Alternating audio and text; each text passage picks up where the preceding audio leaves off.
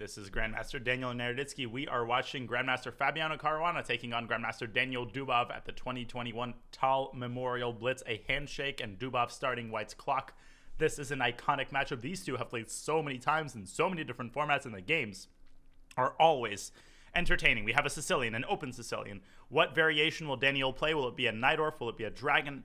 Will it be a rouser? He is known as a rouser expert. This move, knight c6, a little bit less familiar to most than the Najdorf, but it is no less reputable. Also known as the classical Sicilian f3 by Fabiano Caruana, the English attack setup. Knight dropping back to b3, bishop e7. Now White's bishop usually coming out to e3, and it does.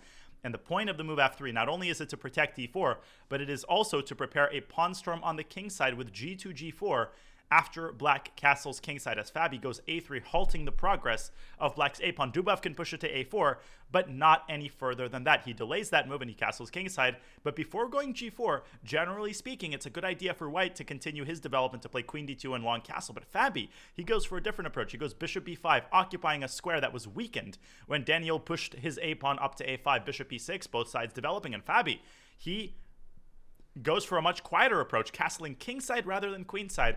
Maybe he thinks that that move a5 was a little bit weakening. d5 by Daniil as he pushes through in the center. We have a big trade. Knight takes d5. What piece will Black take? With queen takes d5 is very likely to lead to an endgame. But after queen takes d5, Fabi could also play queen e2 and try to leave that queen in the dust and follow up with rook f1. That move did seem to surprise Fabi just a little bit. And a big decision here early on for White. Nope, Fabi goes for the endgame. Queen takes d5, bishop takes d5, and maybe he feels that his pieces are positioned in a more superior manner. c4, pushing the bishop back. Will he follow up with knight c5? That might force Daniil to give up the bishop pair. Fabi hesitating briefly. First, he gets his rook to d1. Black can follow suit with rook f d8.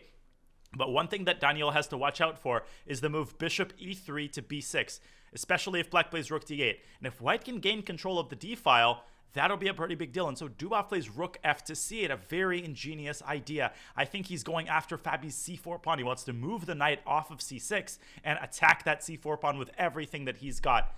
Let's see how Fabi responds. Rook ac1 would be the natural move, but maybe Fabi can cook up something a little bit more creative, a little bit more pizzazzy, and he does. Knight c5, that wasn't a word, doesn't matter. Knight c5 is a good move, attacking the bishop on e6 and essentially forcing bishop takes c5, unless Dubov can find something tactical such as knight d4, which maybe should be calculated here. Now, bishop takes c5 has the downside of giving up the bishop pair, and if Black gives up the dark squared bishop, all of those dark squares in Black's territory, the b6 square, the d6 square, those could be occupied by White's bishop. Dubov, he bites the bullet, he trades on c5. It seems to me that White's got a pretty small but stable edge in this endgame.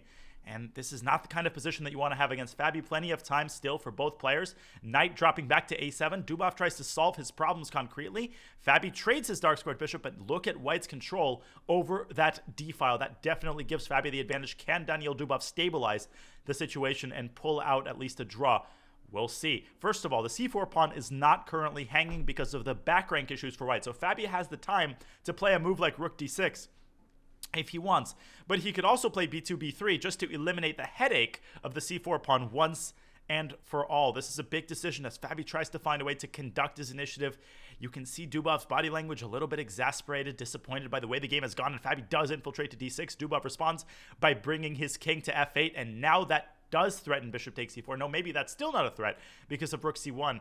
But Fabi, he decides to solve that problem anyway by going rook c1 rather than rook d1. I'm a little bit surprised that he didn't go b3 in order to free up the rook to go to d1 and reinforce his control over the d-file. But Fabi, he goes for a different approach. He probably wants that d-rook to go to b6. That might be his idea, but that would involve giving up the d-file. So not sure about that move, rook c1. Could Fabi go c5 here? He does. Oh, and if rook takes c5, there's rook takes bishop check. What an idea by Fabi. If rook takes c5 right now, threatening the rook on d6, Fabi takes on e6 first and then takes on c5, and he wins the bishop. So this works tactically, and he continues to tighten the screws and chisel his way into Black's position.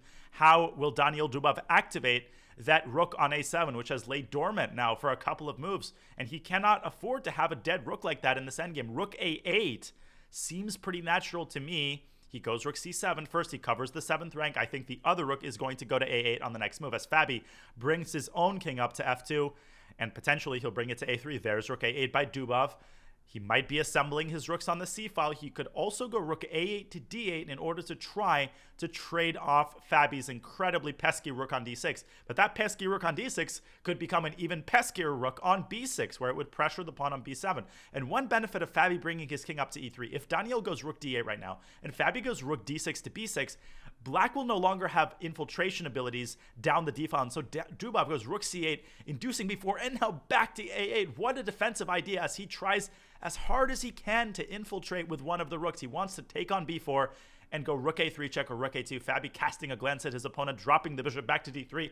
I think he's trying to reroute that bishop to e4. And ultimately, I think Fabi's plan is either to push his pawn majority as Dubov captures on a3 and gets that rook down to a3, or to attack the pawn on b7 straight on with bishop b4 and rook b6. Fabi has to drop his king back in order to unpin the bishop. Dubov has made some progress. He's activated his rook, but still he hasn't solved the core problem of the position. Fabi's very imposing pawn majority on the queen side, and that rook on d6 stays strong. Rook d7 is still and always has been an option, but there's something about that move that Daniil is not liking that's giving him pause. It may be that he doesn't want to trade a pair of rooks, that he feels that a pair of rooks off the board would mean an easier job for White's queenside pawns to rumble forward. But big moment, and he plays rook c6, so he does offer a trade, but a different kind of trade. He wants that b7 pawn to migrate over to c6 in order to slow down the progress of White's pawns. I really like that idea, and it looks to me like Dubov, I wouldn't say taken over the initiative, but I think he's fully equalized. He's got an active rook. He's slowed down White's pawn chain. It's unclear to me where Fabi went wrong, but this is why Dubov is so great. Bishop e4. Fabi continues to doggedly try to attack Black's pawn, but king d7 here seems to be a pretty nice defense. He goes rook a4, so he counterattacks the b4 pawn. That's another interesting approach. Fabi could take on c6. This game seems to be heading toward a draw, but anything can still happen. There's a pawn imbalance, and that means there's still intrigue. Fabi deciding whether to take on c6 or to defend the b4 pawn. He could go king c3. He could go rook b1, although that does look a little passive, but he plays it rook b1, and maybe he's preparing b4, b5. That actually might be a very powerful idea. b5, opening the b-file, getting that rook active, and then trying to conduct an infiltration of his own to b7. Let's see. I feel like b5 is White's best chance to take over the initiative. It's a little bit risky. It may allow. No, Fabi going with g4, so he decides to fix his pawn structure first and prevent Dubov from going f5. Now, that is kind of a pawn sacrifice. Dubov can go pawn hunting with rook a2 check. He doesn't. He goes h6. So both sides now playing on the king side, trying to improve their respective pawn structures. Not sure who has the upper hand here. It seems like Fabi has stabilized the situation. King to c7 by Dubov. Maybe h5 can be considered to slow down and freeze Black's kingside pawns, and he plays it. Okay, so Fabi, he's fully improved his kingside pawn structure. All of the pawns are defending each other, and the root pawn is being defended by the bishop. They're repeating moves, rook a2 check, but Fabi doesn't go for the draw. So that answers the question of who's playing for a win. Fabi going rook b2, Dubov declining the trade of rooks. A trade of rooks would definitely be in White's favor, and Fabi finally going b4, b5, blasting through on the queen side. He's threatening rook b7 check, and Dubov has to bring his bishop back to c8, but he's got all of the key squares covered. Now rook b6 looks pretty interesting. Rook b6, he played it. Rook c6 check is a pretty nasty idea. Fabi making progress, making headway. Dubov hesitating. Will he play rook a6? I'm not sure who a trade of rooks benefits here. He goes rook a5, rook c6 check, bringing back to d8. Both sides with 14 seconds. They're basically playing on increment.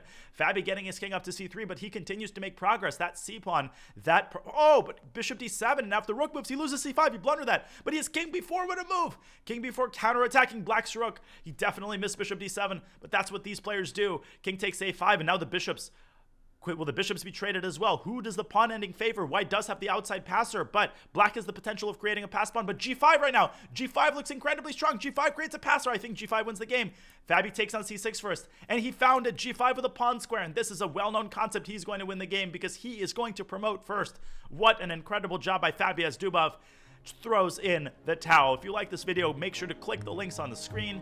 Thank you so much for watching.